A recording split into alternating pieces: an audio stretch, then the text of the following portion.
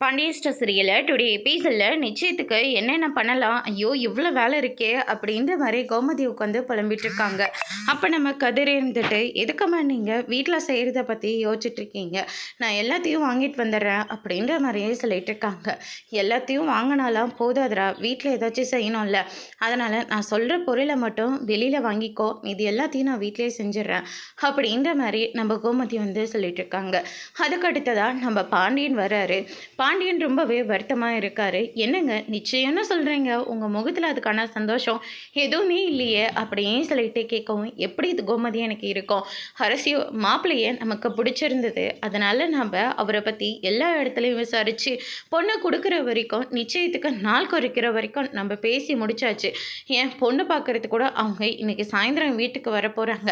ஆனால் அரசியோட வாழ்க்கையை பற்றின விஷயத்த நம்ம அவங்கக்கிட்ட சொல்ல மறந்துட்டுங்களே, அவங்களும் நம்ம குடும்பத்தை பற்றி விசாரிப்பாங்கல்ல, முன்ன பின்ன விசாரிச்சா, ஐயோ நீங்கள் ஏன் இப்படி ஒரு விஷயத்த நீங்கள் சொல்லவே இல்லை, சொல்லியிருந்திருந்தா நாங்கள் உஷாராக இருந்திருப்போம்ல, அப்படியோ இல்லை நாங்கள் இப்படி ஒரு பொண்ணை மிஸ் பண்ண விரும்பலை அப்படின்னு சொல்லிட்டு அரசியை கல்யாணம் பண்ணிக்கிறத பற்றியும் அவங்க முன்னாடி யோசிச்சிருக்கணும்ல.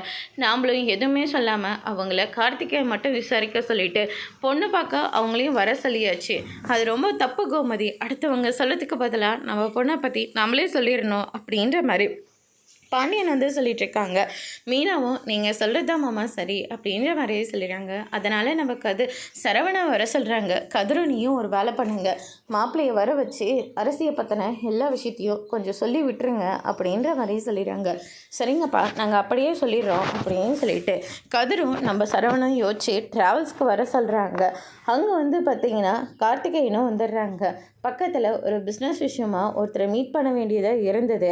அதுக்கப்புறம் அவரை பார்த்து பேசிட்டு நேராக அதனால தான் டக்குன்னு வர முடிஞ்சுது. ஆமாம், என்னை எதுக்காக வர சொன்னீங்க? சாயந்தரம் பொண்ணு பார்க்க வரதில்ல, எந்த பிரச்சனையும் இல்லை.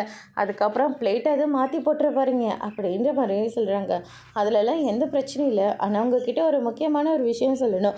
என்ன விஷயம் சொல்லுங்கள் அப்படின்ற மாதிரியே சொல்லிடுறாங்க. ஒரு ஃபோன் வருது, அந்த ஃபோனை மட்டும் நான் போய் பேசிக்கிறேனே அப்படின்னு சொல்லிட்டு கார்த்திகேயன் வந்து ஃபோன் பேசுகிறதுக்காக கிளம்பி போயிடுறாரு. அதுக்கு அடுத்ததாக திரும்பி வரும்போது, இவரோட பிஸ்னஸ் மட்டும் எனக்கு கிடச்சிதுன்னா நான் வேறு எங்கேயோலாம் போயிடுவேன், ரொம்ப பெரிய ஆளாக ஆகிடுவேன் அப்படின்ற மாதிரி கார்த்திகேயன் வந்து சொல்லிட்டு இருக்காங்க. அவர் என்னை மீட் பண்ணுறதுக்காக வர சொல்லியிருக்காரு, அதனால் நான் அவரை பார்க்க போகணும். நீங்கள் என்ன விஷயமா இருந்தாலும் ஈவினிங் சொல்லிக்கோங்க, எனக்கு அதில் எந்த பிரச்சனையும் இல்லை அப்படின்ற மாதிரி சொல்லிட்டு கார்த்திகேயன் அங்கேருந்து கிளம்பிடுறாங்க. சரவணம் கதிரும் என்னென்ன சொல்ல முடியாமல் போச்சு, இப்போ இவங்களுக்கு விஷயம் தெரிஞ்சதுன்னா, இல்லை அப்பா கிட்ட நம்ம அவர்கிட்ட சொல்ல முடியலன்னு சொன்னால் என்ன திட்டுவாருன்னே தெரியலையே அப்படின்ற மாதிரி நம்ம கதிரெல்லாம் ஒரு பக்கம் உட்காந்து புலம்பிட்டு இருக்காங்க. அதுக்கு அடுத்து தான் இந்த சைடு கோமதி இருந்துட்டு பலகாரம் எல்லாத்தையும் ரெடி பண்ணிட்டு இருக்காங்க. காராபுத்தி மட்டும் எனக்கு வரவே மாட்டேங்குது, அதெல்லாம் ரொம்ப ரிஸ்கத்தை, அதை பற்றிலாம் பேசவே பேசாதீங்க, கடையில் வாங்குறதா பெஸ்ட்டு.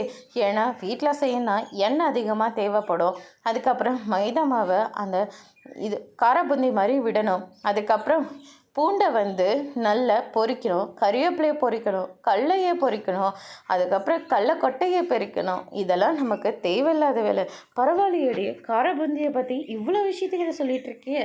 இல்லத்த நிறைய விஷயம் இந்த ஆஃபீஸில் வேலை பார்க்குற போது 11 மணி ஆனால் ஒரு டீ குடிக்கிற மாதிரி ஒரு பிரேக் வரும்ல, அதில் டீயை குடிக்கிற போது காரத்தை சாப்பிட்றதுக்கு நமக்கு டைமே இருக்காது. அப்போ இந்த வீடியோவை பார்த்து தான் மனசை தேத்திக்கிறேன் அப்படின்ற மாதிரி வந்து சொல்லிகிட்ருக்காங்க.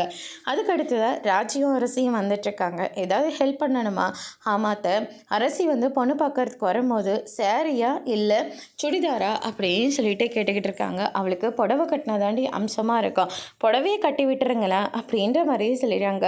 இல்லைம்மா நான் சுடிதாரையே போட்டுக்கிறேன், சொல்கிறத கேளுமா அப்படின்ற மாதிரி சொல்லிடுறாங்க.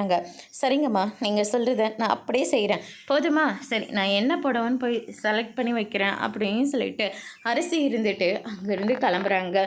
அதுக்கு அடுத்து தான் வந்து பார்த்திங்கன்னா இந்த சைடு நம்ம மாறி எல்லாருமே உட்காந்து வேலை பார்த்துட்ருக்காங்க.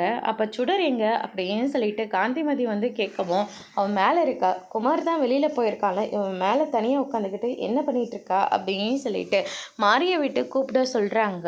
என்னம்மா எங்களெல்லாம் பார்த்தா என்ன பூச்சாண்டி மாதிரி இருக்கா, இல்லை பேபி சாச மாதிரி இருக்கா, ஏமா எங்கள் கூடலாம் பேச மாட்டேன்ற, அவன் புருஷன் தான் வீட்டில் இல்லை, நீ எங்கள் கூட உட்காந்து பேசிகிட்டு இருக்கலாம்ல, அப்படியெல்லாம் ஒன்றும் இல்லை பாட்டி அப்படின்ற மாதிரி வந்து சொல்லிட்டு இருக்காங்க.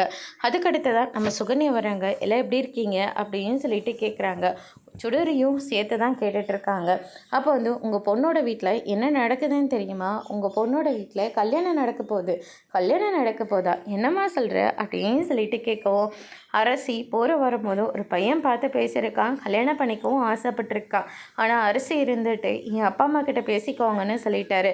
அதனால் நேராக அந்த பையன் வந்து நம்ம பாண்டி அண்ணங்கிட்டே பேசிட்டாரு. பாண்டி அண்ணனும் அக்கம் பக்கம் விசாரிச்சதில் பையன் ரொம்ப ரொம்ப நல்ல பையனா, தனியாக பிஸ்னஸ் கூட பார்த்துட்ருக்கானா, இன்னும் கொஞ்சம் அளவில் பெரிய லெவலுக்கே வந்துடுவானா, அதனால் நிச்சயத்துக்கு நாள் குறிக்க போகிறாங்க அப்படின்ற மாதிரி வந்து சொல்லிடுறாங்க. இதை கேட்டோன்னே எல்லாருமே ரொம்பவே சந்தோஷப்படுறாங்க. அந்த நேரம் பார்த்து குமார் வந்து கேட்கவும், குமாருக்கு விஷயம் தெரிஞ்சிருச்சு. அதனால் கோவமாக வெளியே கிளம்பி போயிடுறாரு. பின்னாடியே சுடுரம் போகிறாங்க. என்னங்க ஆச்சு அப்படின்னு சொல்லிட்டு கேட்கவும், என்ன நொன்னாச்சுன்னு வந்து கேட்டுட்ருக்கேன், எனக்கெல்லாம் ஒன்றும் ஆகலை அப்படின்ற மாதிரி சொல்லிட்டு இருக்காங்க. ஆனால் நீங்கள் எதை பற்றி யோசிக்கிறீங்கன்னு எனக்கு நல்லா தெரியுமே. அரசியோட விஷயத்த உங்கள் சித்தி வந்து பேசினாங்க. அதில் தானே உங்கள் முகமே மாறி போச்சு. இங்கே பாருங்கள், உங்களுக்கு பொண்டாட்டி நான் இருக்குங்க. நீ எல்லாம் என் பொண்டாட்டின்னு வெளியில் மட்டும்தான் சொல்லிக்கணும். ஆனால் இங்கே எதுவுமே கிடையாது. அரசியை உயிருக்கு உயிராக நேசித்தேன். ஒரே வீட்டில் ஒன்றா வாழ்ந்திருக்கோம். என்ன தனித்தனியாக தான் இருந்தோம். ஆனால் கொஞ்ச நாள் இதே வீட்டில் என் கூட அவள் ஒன்றா தான் இருந்தா. அது மட்டும் கிடையாது, அவள் கூட நிறைய சண்டை போட்டிருக்கேன். அதுக்கப்புறமா தான் அவள் மேலே எனக்கு ரொம்ப நல்ல அபிப்பிராயமே வந்துச்சு. அதனால் என்னையே நான் மாற்றிக்கிட்டு அவளை கல்யாணம் பண்ணிவிட்டு சந்தோஷமாக வாழணும்னு பார்த்தேன். ஆனால் அதுக்கு அவள் ஒத்துக்கவே மாட்டேன்னு சொல்லிட்டா. அதனால தான் பார்க்குறவங்க எல்லாம் கல்யாணம் பண்ணலையான்னு சொல்லி கேட்டுக்கிட்டே இருக்காங்க. அதனால தான் போனா போட்டேன்னு உன் கழுத்தில் நான் தலையை கட்டினேன். இல்லாட்டி இந்த மூஞ்செல்லாம் யார் போய் கல்யாணம் பண்ணிக்குவாங்க அப்படின்ற மாதிரி வந்து சொல்லிடுறாங்க. இதை கேட்டோன்னே சுடரு ரொம்பவே ஃபீல் பண்ண ஆரம்பிக்கிறாங்க. அதோடு இன்னைக்கான எபிசோட் முடிச்சிருக்காங்க. இனி பாண்டியன் ஸ்டோர் சீரியலில் அடுத்தடுத்து என்னெல்லாம் நடக்க போகுதுன்றதை வெயிட் பண்ணி பார்க்கலாம். தேங்க்யூ.